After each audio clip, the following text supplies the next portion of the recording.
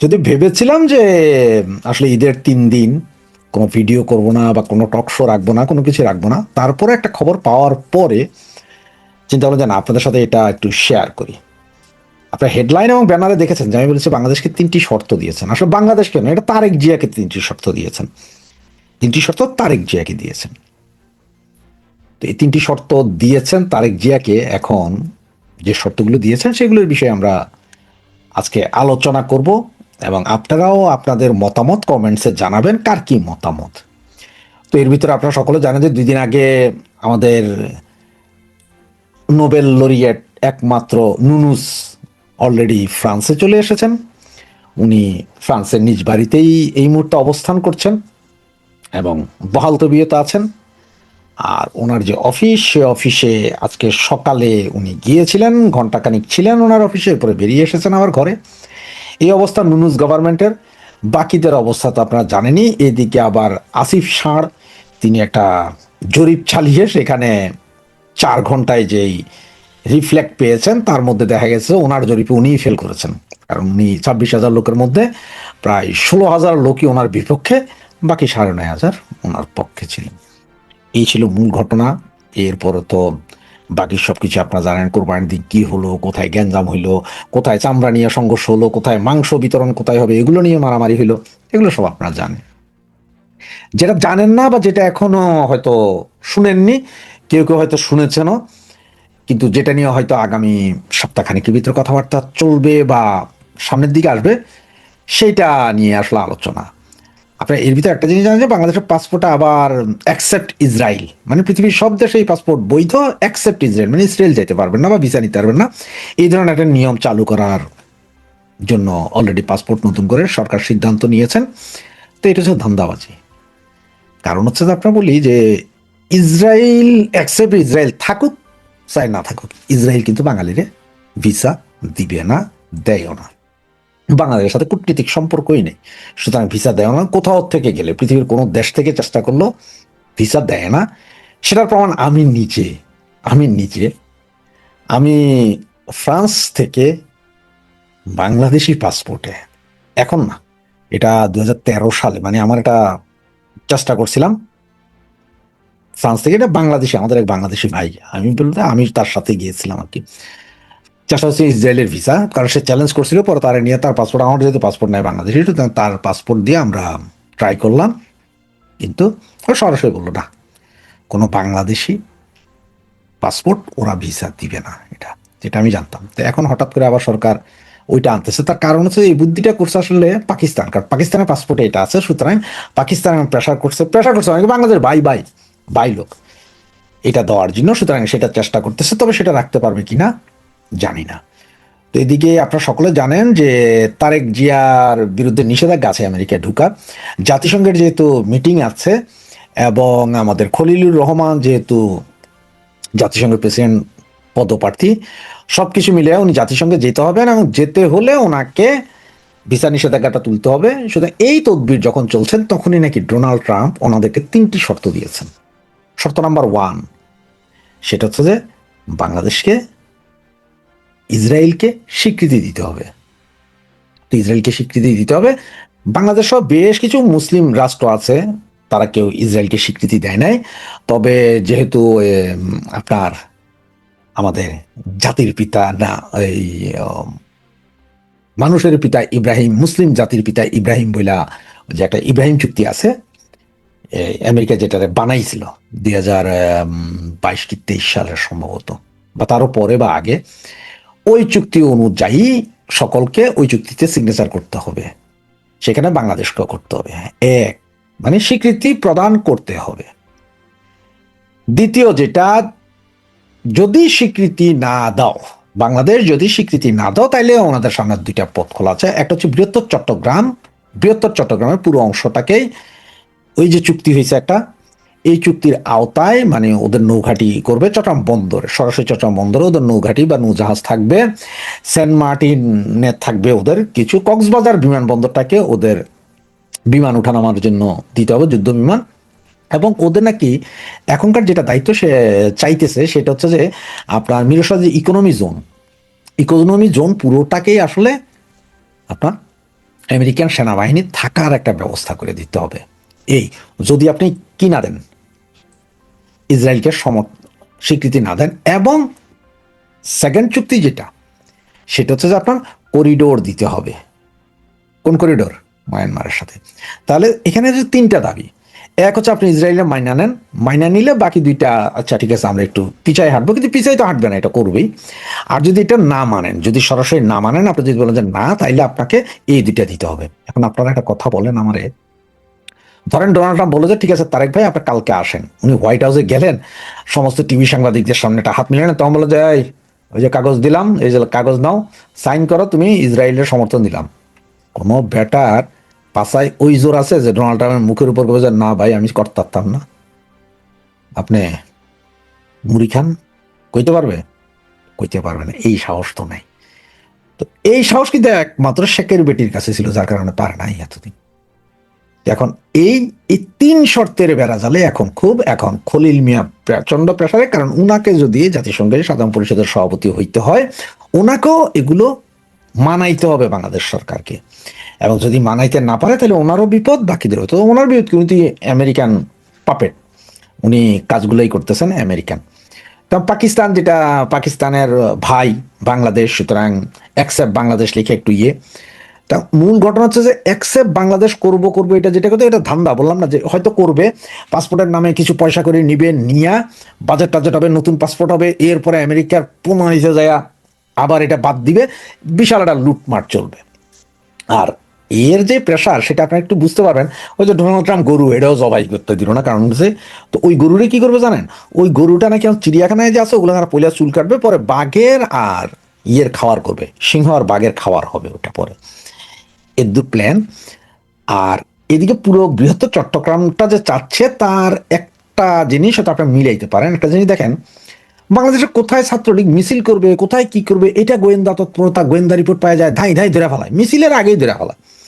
আর এই জায়গায় ওই যে জঙ্গল সলিমপুরে পুরা রাস্তা কাইটটা দিয়া, বুলডেজার দিয়া আপনার কি বলে র্যাবের দপ্তর ভাঙে দিছে বুলডেজার দিয়া।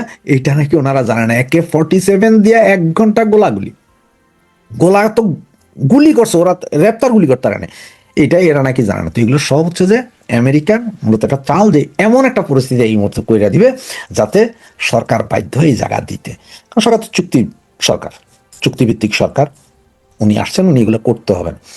এখন সরকার হয়তো বলতে পারেন যে আমরা ইসরায়েলের যদি সমর্থন দেই তাহলে বাংলাদেশের এই জঙ্গি মুসলমানরা খেপা যাবে, এরা হরতাল মিছিল মিটিং চালায়া যাবে, এটা সমস্যা। তার চেয়ে আপনি চট্টগ্রাম বন্দর ব্যবহার করেন, এইখানে ক্যাম্প করেন, করিডোর করেন, কোনো সমস্যা নেই। এইগুলো এক। আর এখন ঘটনা যে জামাত এবং বিএনপি সবাই জানতো কি কি চুক্তি, সুতরাং এর একটা প্যাচে আছে। আর ওই যে জিসুমিয়া আরো কি কি চুক্তি, এগুলো তো কইরেই ফেলবে সরকার এই হয়তো আগামী 10-15 দিনের ভিতরে। তবে আপনারা এই যে বললাম যে ইসরায়েলের সিগনেচার, এটা হয়তো কাল পরশু না শুনলেও 1 মাস ওয়েট করেন, 2 মাস ওয়েট করেন, বা 3 মাসের ভিতরে মানে এইটা আপনার শুনবেনই। এটা আপনার শুনবেনই, কারণ হচ্ছে নোবেল প্রাইজ দিবে সম্ভবত আগস্ট, সেপ্টেম্বর বা অক্টোবর দিকে। এইটার আগেই সমস্ত মুসলিমদের দিয়া চুক্তিটা করাইয়া ছাড়বে ডোনাল্ড ট্রাম্প, এবং যেটার প্রেশার বাংলাদেশের উপরে যাবে, এবং বাংলাদেশ সরকার কইরাও ফেলতে। কেন এত ওনারা তো আসছেনি সিগনেচার দিয়ে যে স্যার আমরা এই চুক্তি। তো 3টা চুক্তি তো বুঝলেন। প্রথম চুক্তি, ইসরায়েলকে সমর্থন দিতে হবে রাষ্ট্র হিসেবে। দ্বিতীয়, যদি এটা না দাও তাহলে সেকেন্ড চুক্তি হচ্ছে যে তোমার চট্টগ্রাম বন্দর সহ বৃহত্তর চট্টগ্রামে ক্যাম্প, বিমান ঘাঁটি এগুলো সব করতে দিতে হবে। এবং তৃতীয় হচ্ছে যে আপনার করিডোর, যেটা কথা হয়েছে, যেটা চুক্তি হয়ে গেছে আগে, ওইটার এবার পরিকল্পনা সহ বাকি কাজ বাংলাদেশ সরকারকে করতে হবে। এই হচ্ছে যে বর্তমান পরিস্থিতি। এখন আমরা দেখতে থাকি যে মানে কোনটা কোথায় যায়, এবং যেটা আপনাদের প্রমাণ হিসেবে যেটা বললাম যে জঙ্গল সলিমপুরের, এটা আপনি জাস্ট একটু মিলাই নেন আমার কথার সাথে। আপনার যদি বিশ্বাস নাও হয় তারপর আপনি নিজে নিজে মিলান। কারণ বাংলাদেশে যারা আমার ভিডিও দেখেন, আমি মনে করি যে ওনারা আমার চেয়ে অনেক বেশি ভালো বুঝেন, জিও পলিটিক্স ভালো বুঝেন। সুতরাং আমার চিন্তা এইভাবে, আপনারা একটু হিসাবগুলো মিলান, দেখেন। তা নাইলে এমন কি প্রেশার ছিল যে এই ডোনাল্ড ট্রাম্পও জবাই করতে দিল না। নেইমার, তারপরে কুদ্দুস মুদ্দুস, কত রকম পাটোয়ারি মাডোয়ারি রেখেও গরু জবাই দিল না, ডোনাল্ড ট্রাম্প রাখছে আর কি গরু। এই গরু জবাই দিলে কি ক্ষতি হয়? তো এগুলো সব যদি আপনি একটা একটা করে ডট মিলান, ডটগুলো যদি মিলান, তাহলে আমার মনে হয় আপনার মাথায় ঢুকবে যে কোথায় কি চলছে, কোথায় কি হবে। তবে পাইকাদের বুদ্ধিতে পাসপোর্টের উপর যে কাম করতে আসতেছেন, আবার উনি এইটার যে কি ঠেলাটা আবার খাইবেন, ট্রাম্প তো পাগলা। ধরেন আমি এই ভিডিওটা আপনার সকালে যাচ্ছে, এখন বাংলাদেশ টাইম 11টার সময় যাচ্ছে। ধরেন এই সময় আপনি 11টার সময় ভিডিও দেখলেন, আর 2-3 ঘন্টা পর ট্রুথ সোশ্যালে দেখলেন যে ডোনাল্ড ট্রাম্প লেখা দিছে যে এই সবাই ইসরায়েলকে সমর্থন করো এবং ওই যে জাতির পিতা ইব্রাহিম দলিলে সাইন করো, না হলে দিতাছি। তখন কিন্তু অবাক হইেন না, যার কারণে আগে থেকেই বলতেছি এই ঘটনা হতে যাচ্ছে, এবং এই চুক্তিতে স্বাক্ষর করার সম্ভাবনা 99% বাংলাদেশের। কারণ তারেক ভাইয়া, সবার ভাইয়া নিয়ে আইসে plan, I have a plan. ওনার দ্বিতীয় কোনো বিকল্প নাই, কারণ দেশ ইনুস কাকা বেচে দিয়ে গেছে। এখন ওই যে গরিবের বউ সবার ভাবি কয় না, আসলে এটা না। আমাদের অবস্থা হচ্ছে যে ওই যে ধর্ষিতা নারী ধর্ষণের প্রমাণ করতে, যেমন ওই যে আমার কোরআন হাদিসে আছে 4জন প্রাপ্তবয়স্ক পুরুষ লাগবো যারা সাক্ষী দিব হ এবারা দর্শন করছে। ওই রকম অবস্থা যে আমরা দর্শন হব, দর্শন হচ্ছি, দর্শন হইতে থাকিব। দেখতে থাকুন, বাকি আবার আসবো। বাংলাদেশের সাথে ভারতের সম্পর্ক নিয়ে আমি বেশ কটি ভিডিও করেছি। আজকের ভিডিও তারই একটি ধারাবাহিকতা। সেটি হচ্ছে বাংলাদেশ নামক রাষ্ট্রের উপরে ভারতের প্রভাব, অথবা ভারতকে কতটা প্রয়োজন অথবা ভারতকে কতটা অপ্রয়োজন, জন্মে এবং মৃত্যুতে, উন্নয়নে এবং ধ্বংসে, বিনোদনে এবং শোকে। এর একটা ধারাবাহিক পর্যালোচনা আমাদের আসলে দরকার। কেন দরকার? আপনি দেখেন যে সূর্য, এই সূর্য থেকে আমাদের এই সৌরজগৎ সৃষ্টি, সূর্যকে কেন্দ্র করে। সৌরজগতের ছোট্ট একটা গ্রহ হচ্ছে আমাদের এই পৃথিবী নামক বাসগৃহটি। এই পৃথিবীর একটি ক্ষুদ্র অংশ হচ্ছে একটি চাঁদ, যার দূরত্ব পৃথিবী থেকে মাত্র 2,38,000 মাইল দূরে। খেয়াল করে দেখেন, পৃথিবী থেকে মাত্র 2,38,000 মাইল দূরে। আর যে সূর্য থেকে আমরা আলো তাপ পেয়ে এই পৃথিবীতে টিকে আছি মানুষ হিসেবে, প্রাণী হিসেবে, সেই সূর্যের দূরত্ব পৃথিবী থেকে 9,30,00,000 মাইল। খেয়াল করে দেখেন, 9,30,00,000 মাইল দূরে হচ্ছে সূর্য, আর চাঁদ হচ্ছে মাত্র 2,38,000 মাইল দূরে। অথচ এই পৃথিবীর যে উত্তর মহাসাগর, দক্ষিণ মহাসাগর, প্রশান্ত মহাসাগর, আটলান্টিক মহাসাগর, এই যে মহাসাগরগুলো রয়েছে, এই মহাসাগরের যে জোয়ার বাটা হয়, আমাদের যে পদ্মা, মেঘনা, যমুনা, মিসিসিপি মৌসুরি, আপনি যদি বলেন ইয়াংশি কিয়াং, আপনি যদি বলেন সিন্ধু, গঙ্গা, এই সমস্ত নদীতে যে জোয়ার বাটা হয়, এই জোয়ার বাটাতে এই 9,30,00,000 মাইল দূরের সূর্যের যে প্রভাব থাকে, তার চেয়ে শত শতগুণ প্রভাব থাকে চাঁদের, যেটা মাত্র 2,38,000 মাইল পৃথিবী থেকে দূরে।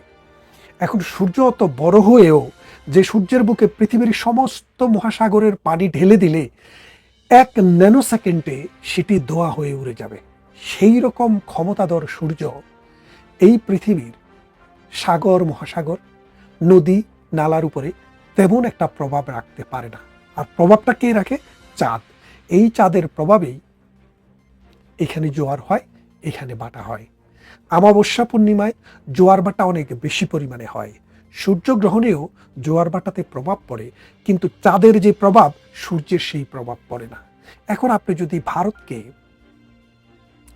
একটা চাঁদ মনে করেন, যে পৃথিবীর চাঁদ, আর সূর্য হচ্ছে আমেরিকা, তাহলে খেয়াল করে দেখেন ওই জোয়ার ভাটায় এই চাঁদের যে প্রভাব, সেটা কিন্তু আমেরিকার চাইতে শত শত গুণ বেশি।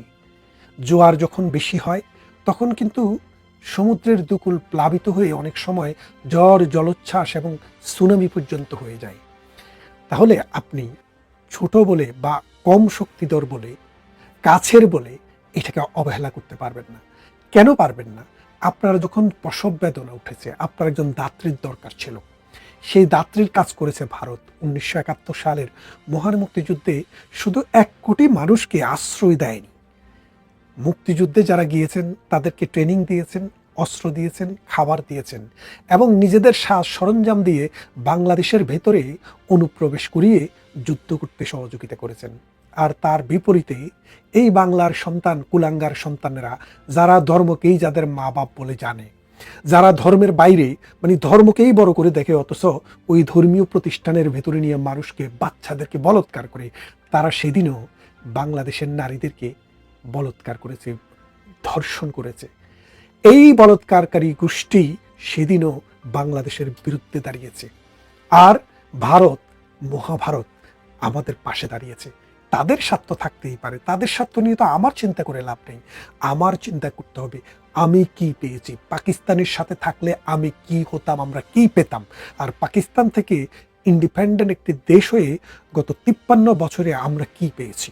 এখন দেখেন, তারেক রহমান সরকার যখন এবারে ক্ষমতায় আসে, জামাতে ইসলাম মোটামুটি বাংলাদেশে একটা ভাইব তুলে ফেলেছিল যে তারাই ক্ষমতায় আসছে।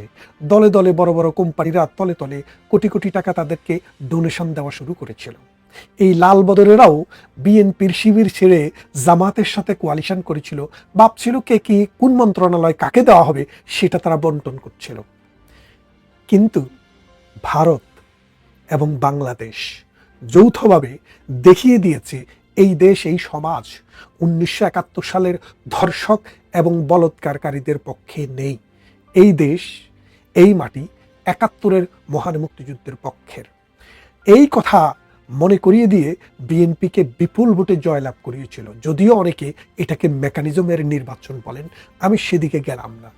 ইউনূসের মন্ত্রী পরিষদের একে একে সব সদস্য আইসা এখন নিজে ছাপাই দিচ্ছে যে এটা ডিপ স্টেটের কাজ। আপনারা যারা দেশপ্রেমিক মনে করেছিলেন শেখ হাসিনা সরকারের বিরুদ্ধে জনবিদ্রোহ হয়েছে, এখন মানুষ সোজাসুজিভাবে বুঝতে পারে যে আমেরিকার নিজের স্বার্থটাকে হাসিল করার জন্য, বাংলাদেশটাকে তার দখলে নেওয়ার জন্য, এই জায়গাটাকে একটা ব্যাটেল ফিল্ড করার জন্য, চীনের সাথে, ভারতের সাথে, মিয়ানমারের সাথে যুদ্ধ করার জন্য তার যে ভূখণ্ড দরকার ছিল, তার সবচাইতে ভালো জায়গা হচ্ছে বাংলাদেশ। সেই জন্য এই বাংলাদেশকে দখল করার জন্য গত 17 বছর থেকে তারা চেষ্টা করে এসছে। শেখের বেটি জননেত্রী শেখ হাসিনা, বাংলাদেশের মানুষের নয়নের মণি, তিনি বলেছেন আমার ক্ষমতা চলে যেতে পারে, আমার জীবন চলে যেতে পারে, বাংলার 1 ইঞ্চি মাটিও আমি আমেরিকান হাতে তুলে দেব না। তখন এই বাংলাদেশের জন্ম নেওয়া এক কুলাঙ্গার সন্তান আমেরিকা তাকে নোবেল পাইয়ে দিয়েছে। তাকে ওই যে সুদের ব্যবসা করার জন্য গ্রামীণ ব্যাংকের টাকা ইনজেকশন করেছে, গ্রামীণ ফোনে টাকা ইনজেকশন করেছে এবং পৃথিবীতে তাকে নিয়ে নাচানাচি করেছে। আর সময় মতো এই মীর জাফরকে দিয়ে বাংলার স্বাধীনতাকে নস্যাৎ করার একটা সুযোগ তৈরি করেছে। এখন বিএনপি ভারতের সাথে সম্পর্ক কেমন রাখবে, ভারতের সাথে বিএনপির সম্পর্ক কেমন হলে এই দেশ টিকে যাবে, এই সমাজ, এই রাষ্ট্র টিকে যাবে, সেটা কিন্তু ভাববার সময় বিএনপির এখনই। বিএনপি যদি ভারতের সাথে সুসম্পর্ক না করে পাকিস্তানের সাথে দিন দিন উত্তরোত্তর সম্পর্ক বৃদ্ধি করে, তাহলে আপনাকে মনে রাখতে হবে ভারতও কিন্তু তার সহযোগিতার হাতটা আস্তে আস্তে গুটিয়ে নেবে। বাংলাদেশের সাথে যদি ভারতের সম্পর্ক সর্বোচ্চ নেতিবাচক জায়গায় যায়, প্রতি বছর বাংলাদেশ 0.5% 1% করে করে জিডিপি খোয়াতে খোয়াতে আগামী 5-10 বছরের মধ্যে বাংলাদেশ একটি মৃত রাষ্ট্র হয়ে যাবে। সোমালিয়ার মতো, আফগানের মতো, পাকিস্তানের মতো তলাবিহীন জুড়ি, অর্থাৎ একটা ব্যর্থ রাষ্ট্রে পরিণত হবে। আপনি খেয়াল করে দেখেন, বাংলাদেশ সুজলা সুফলা, শস্য শ্যামলা। ছোটবেলায় আপনারা কে না স্কুলে পড়েছেন, বাংলাদেশ কি দেশ? নদীমাতৃক দেশ। নদী হচ্ছে এই দেশের মাতা। দুটি কারণে বাংলার মানুষের খাদ্য অভ্যাস হচ্ছে ভাত এবং মাছ, তাই বলা হতো মাছে ভাতে বাঙালি। একসময় ছিল আমার সন্তান যেন থাকে দুধে ভাতে। এই দুধে ভাতে বলেন আর মাছে ভাতে বলেন আর খালেদা জিয়ার ডাল ভাতে বলেন, এটার সাথে নদী এবং পানির সম্পর্কটা নিবিড়। কারণ আপনি যদি নদীতে পানি না থাকে, ফসল উৎপাদন হবে না। সে ডাল হোক আর সে মাছ হোক, সে ভাতের জন্য চাল হোক আর যেটাই হোক, উৎপাদনের জন্য আমাদের এই উর্বর সমভূমিতে পানির প্রয়োজন। আর এই পানিগুলার প্রবাহ আসে পদ্মা, মেঘনা, যমুনা, আত্রাইয়া, আমাদের সুরমা, কুশিয়ারা, মাতামুহুরী, সাঙ্গু, এই যে নদী, এই নদীগুলো আমাদের দেশের প্রাণ, আমাদের দেশের মা, তাই তো নদীমাতৃক দেশ। আর এই নদীর জন্ম ভারতে। আমাদের 54টি নদী ভারতীয় অববাহিকা থেকে এই বাংলার বাটি অঞ্চলে এসে এটাকে উর্বর করেছে, এটাকে নদীময় করেছে, এটাকে খালময় করেছে, পানিময় করেছে। যত দিন যাচ্ছে ভারতের সাথে সম্পর্ক যত খারাপ হবে, এই নদীগুলোতে বাঁধ তত বাড়বে। এই নদীর পানি ড্রেন করে ভারত তার অন্যান্য শুষ্ক অঞ্চলে নিয়ে যাওয়ার চেষ্টা করবে, কারণ ভারতের অর্থনৈতিক সক্ষমতা বেড়েছে এবং মিঠা পানির যে বহুমাত্রিক ব্যবহার সেটাও কিন্তু জ্ঞান বিজ্ঞানের উন্নতির ফলে বেড়ে যাচ্ছে। এর ফলে ভারতকে আপনি কোনোভাবেই থামাতে পারবেন না। যদি থামাতে হয় সেটা হলো সুসম্পর্ক, বন্ধুত্বপূর্ণ সম্পর্ক, সুপ্রতিবেশী সুলভ আচরণ এবং পাকিস্তানের জঙ্গিদেরকে আশ্রয় প্রশ্রয় দেওয়া বন্ধ করতে হবে। তা না হলে এই বাংলাদেশ, এই বদ্বীপটি 53 বছর গেছে, 54 বছর গেছে, আরো 20 বছরও টিকিয়ে রাখতে পারবেন কিনা সেটা একটু হুমকির মুখে পড়ে যাবে। আমরা চাই আমাদের এই পূর্বপুরুষের দেশ, এই দেশ থাকবে, স্বাধীন থাকবে। ভারত আমাদের বন্ধু। আপনি খেয়াল করে দেখেন, বাংলাদেশের 54 বছরে ভারত কি কখনো কোনোদিন বাংলাদেশের 1 ইঞ্চি জায়গা দখল করার চেষ্টা করেছে? করেনি। উল্টো আমাদের সীমান্ত চুক্তি বাস্তবায়ন করার জন্য 1500 হেক্টর জমি শেখ হাসিনাকে উপহার হিসেবে দিয়ে দিয়েছে। অর্থাৎ ভারতের 1500 হেক্টর জমি বাংলাদেশের মানচিত্রের ভিতরে ঢুকিয়ে দিয়েছে। তার মানে ভারতের ইন্টেনশন, ভারতের চেষ্টা সবসময় পজিটিভ ছিল। অথচ বিএনপি এবং 4 দলীয় জোট সরকার যখন ক্ষমতায় ছিল, চায়না এবং পাকিস্তানের 10টা অস্ত্র আপনারা ধরা পড়তে দেখেছেন। অনুপ চেটিয়া এবং পরেশ বড়ুয়াকে ঢাকাতে ধরা পড়তে দেখেছেন। তাদের কাজ ছিল ভারতের যে সীমান্ত অঞ্চল, ওখানে অশান্ত করার জন্য চায়না এবং পাকিস্তানের এই জঙ্গিদেরকে দিয়ে এই অস্ত্রগুলা ভারতে পাচার করা এবং ভারতকে অস্থিতিশীল করা। এই কাজটা করতে গিয়ে বিএনপি 17 বছর ক্ষমতার বাইরে ছিল। এখন ভারত মনে করেছিল তাদের শিক্ষা হয়েছে অনেক। আপনারা এনসেন্ট মেরিনারে ওই বৃদ্ধ নাবিকের গল্প অনেকেই শুনে থাকবেন, যে আলবাট্রস পাখিকে হত্যা করার পর তার উপরে যে গজব নেমে এসেছিল, তখন সে যখন একটি সাপের প্রতি, পাইন্না সাপের প্রতি তার মায়া দেখে, মানে প্রকৃতি আল্লাহ বৃষ্টি দিল, সেই বৃষ্টিতে মৃত অবস্থা থেকে সে জীবন প্রাপ্তির দিকে যাচ্ছিল, তখন একজন এঞ্জেল বলছিল, this is the old man who kill the Albatross. আরেকটা এঞ্জেল বলছিল, he has been furnished enough. অর্থাৎ এই হচ্ছে সেই বুড়া যে আলবাট্রস পাখিকে, নিষ্পাপ পাখিটাকে হত্যা করেছিল। আরেকটা এঞ্জেল বলছে, তাকে কিন্তু এনাফ শাস্তি দেওয়া হয়ে গেছে, এখন বাঁচতে দাও। ভারতও সেই কথা মনে করেছিল যে 17 বছর বিএনপির অনেক ট্রেসিং হয়েছে। কিন্তু আমি দেখছি আজকাল বিএনপির পাকিস্তানমুখী যে পদচারণা, ভারত বিরোধীদের, ভারত বিদ্বেষী যেসব কথাবার্তা, এগুলা কিন্তু বিএনপির মধ্যে এখনো চলছে। তো এই অবস্থা থেকে যদি আমরা বেরিয়ে না আসতে পারি, আমাদের অর্থনীতি, আমাদের সমাজ ধ্বংসের মুখোমুখি হবে। আপনারা জানেন প্রতি বছর আমরা 1 বিলিয়ন ভারত থেকে ইম্পোর্ট করি আর এক্সপোর্ট করি, 10 বিলিয়ন আমরা ইম্পোর্ট করি ভারত থেকে, আর 1 বিলিয়ন এক্সপোর্ট করি। তার মানে প্রায় 9 বিলিয়ন এক্সপোর্ট ইম্পোর্ট ডিফিসিট। কিন্তু ভারত থেকে যে জিনিস আমরা কিনি সেটা হলো কাঁচামাল। কিসের কাঁচামাল? গার্মেন্ট ম্যানুফ্যাকচারিং এর কাঁচামাল। এই কাঁচামাল ভারত ছাড়া অন্য কোনো জায়গা থেকে কিনলে আমাদের টোটাল ট্রান্সপোর্টেশন এবং মানে বাইং কস্ট 20% বেড়ে যায়, সময় 3 মাস বেড়ে যায়। তাহলে আপনি তো ভারতকে দয়া মায়া দেখানোর জন্য কিনছেন না, আপনি 70 বিলিয়ন পৃথিবীর বিভিন্ন দেশে বিক্রি করার জন্য কিনছেন। সেই ভারতে আমাদেরকে যে ফ্যাসিলিটিটা দেয়, যে আমরা ট্রান্সশিপমেন্ট করে আমাদের পচনশীল দ্রব্যগুলো, যেমন মাছ, তারপরে মিঠা পানির মাছ এবং বিভিন্ন শাকসবজি, মৌসুমি ফলমূল পৃথিবীর বিভিন্ন দেশে যে আমরা পাঠাই, বাঙালিরা যারা পৃথিবীতে 2 কোটি থাকে, ওটা অনেক সময় ভারতের বন্দরকে আমরা ট্রান্সশিপমেন্ট করে, ব্যবহার করে আমরা পাঠিয়েছি। 5 বিলিয়ন প্রতি বছর আমরা ওই লাইন থেকে ইনকাম করেছি। সেই 5 বিলিয়নও এখন আমরা ইনকাম করতে পারছি না। তার মানেটা কি দাঁড়াচ্ছে? আমাদের এই সীমান্তে যদি ভারতের সাথে সম্পর্ক ভালো থাকে, মানুষের জীবন বদলে যায়, মানুষের জীবিকা বদলে যায়, বাংলাদেশের অর্থনীতি ভালো থাকে, নদীতে পানি থাকে, গোয়ালে গরু থাকে এবং মাছ থাকে নদীতে। আর তা যদি না হয়, এই দেশের ভাগ্য সত্যিকার অর্থে খুব খারাপের দিকে যাবে।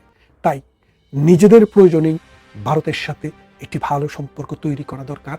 তা না হলে আজ কাল পরশু এই বাঘ, এই চন্দ্রের যেভাবে প্রভাব নদীর উপরে, সাগরের উপরে, সমুদ্রের চেয়ে বেশি, ওই আমেরিকার থেকে ভারতের প্রভাব এবং ভারতের প্রয়োজনীয়তা বাংলাদেশের কাছে হাজার গুণ বেশি।